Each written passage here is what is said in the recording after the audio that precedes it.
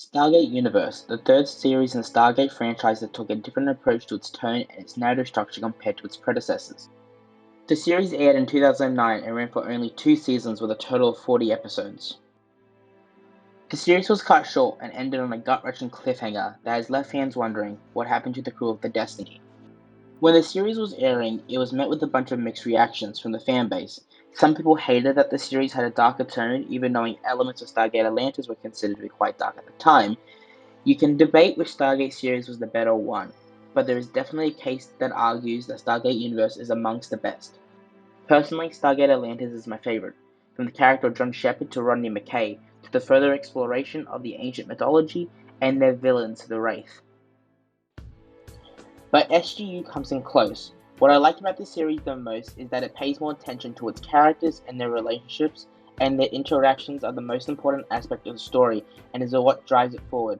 Even little things, like Rush and Young's conflicts, were some of the best moments in the series, because it was excellent in creating tension between the crew but even developing its characters even more. The series was also good at shrouding its story with mysteries. When the series began, everyone wondered what the purpose of the Destiny was. Why did the Asians build the vessel, and what were they looking for? Once these questions were started to be answered as the plot was moving along, even more questions started to be built up, and eventually, when it was cancelled, left a lot of these plot threads hanging in the air. This is one thing that the series was good at. Everything mattered. The previous two series had season-long arcs, but most of the episodes were one-and-dones.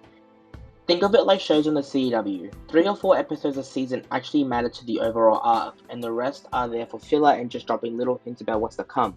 Even if what happened didn't really matter, there would be implications of what happened in that episode. For example, the crew used the Stargate to come aboard the Destiny, awakening it.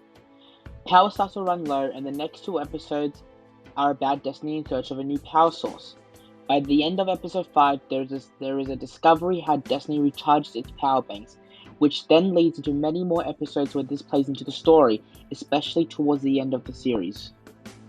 One thing I think the show never got credit for is that even knowing the writers were trying to do something new with the narrative and the tone of the show still felt like it existed in the same universe as the other series. Much could be said that it was to the guest stars such as Richard Dean Anderson or Amanda Tapping, but Stargate Universe feels like a continuation of the Stargate series. We can look at modern day takes upon sci-fi series out there. Star Wars by Disney, tonally most of them feel like Star Wars films. A lot of the issues lie within the stories they are choosing to tell. Even the recent Star Trek series, both Picard and Discovery, are bad takes upon the Star Trek franchise, and don't fit in with what has come before, making them stand out and notably bad. Stargate Universe still kept the main theme of human exploration, even if the story was overall about survival.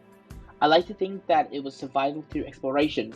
Without them having the need of the use of the Stargate to go to planets, the crew wouldn't have discovered wonderful things along their journey. But from the viewer's point of view, it was things that we never saw in the original series. There were always the safety cushion of the plot armor which the characters had. Not saying that there wasn't any in universe, there definitely was. But the show had focused more on the characters and the effects of the journey, and with the inclusion of the ancient communication stones, which allowed them to still be in contact with Earth, they still had to deal with issues in their personal lives. Young had the breakdown of his marriage, while Scott had the discovery that he was a father, and Eli had his sick mother that he was worried endless about. Apart from the other series, Stargate Universe didn't really have the whole villain like the Goa'uld or the Wraith, but rather focused on the characters that lived on the ship. We saw them encounter different threats along the way, like the Nakai or the drones. They were never really the front of the series, survival was. And that's what makes really good sci-fi, the exploration of characters and unique worlds they visit, and the stories that we get from them. Rush, come check this out. 2,000 years on the other side of the universe.